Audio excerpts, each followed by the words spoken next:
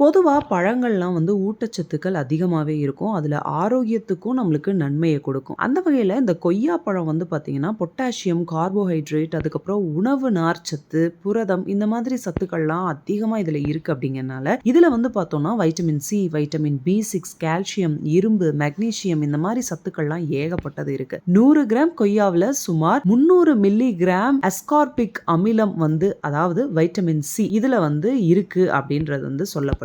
இதை தவிர கொய்யாவில் எக்கச்சக்கமான பைட்டோ நியூட்ரியன்கள்லாம் அதிகமா இருக்கு. குறிப்பா ஆன்டி ஆக்சிடென்ட்கள் அதுக்கப்புறம் தாதுக்கள் இதெல்லாம் ஆரோக்கியத்துக்கு நம்மளுக்கு நன்மை கொடுக்குது. கொய்யாவில் பயன்பாடு அப்படின்னு பார்த்தா பல வகையான உடல் நல பிரச்சனைகள்லாம் நீங்கிறதுக்கு இந்த பழம் நம்மளுக்கு ரொம்ப ரொம்ப ஹெல்ப்ஃபுல்லா இருக்கு. குறிப்பா வயிறு தொடர்பான பிரச்சனைகள் நீங்கிறதுக்கு இந்த கொய்யா பழம் நல்லாவே அதோட பங்கு கொடுக்குதுன்னு சொல்லலாம். வயிறு அதுக்கப்புறம் செரிமான அமைப்பு தொடர்பான பிரச்சனைகளுக்கு கொய்யாவோட பயன்பாடு ரொம்பவே ஹெல்ப்ஃபுல்லா இருக்கு. நிபுணர்களோட கூற்றுப்படி பார்த்தா சத்தான கூறுகள் அதுக்கப்புறம் நிறைஞ்ச கொய்யாவா இது காணப்படுது. வயிறு தொடர்பான பிரச்சனைகளை சமாளிக்க எப்படி பயனுள்ளதா இருக்கணும் அப்படிங்கறத அதை எப்படி சாப்பிடணும் அப்படிங்கறத நம்ம முக்கியமா தெரிஞ்சுக்க வேண்டிய ஒரு விஷயம். கொய்யாவுல நார்ச்சத்து நிறைய இருக்குங்க. இதனால செரிமானம் வயிறு கோளாறு பிரச்சனைகள்லாம் கொய்யாவால சரி செய்ய முடியும். அதனால அதோட விதையை எடுத்துட்டு சாப்பிடணும் அப்படின்னு சொல்றாங்க. வயிறு வலியும் வரலாமா விதையோட சாப்பிட்டா. அதே டைம் அளவுக்கு அதிகமாகவும் கொய்யா சாப்பிட்டா வயிறு வலி வரலாம்னு சொல்லப்படுது. மலச்சிக்கலை ஈஸியா போக்குதுங்க. இதுல நார்ச்சத்து இருக்கு இல்லையா, அதனால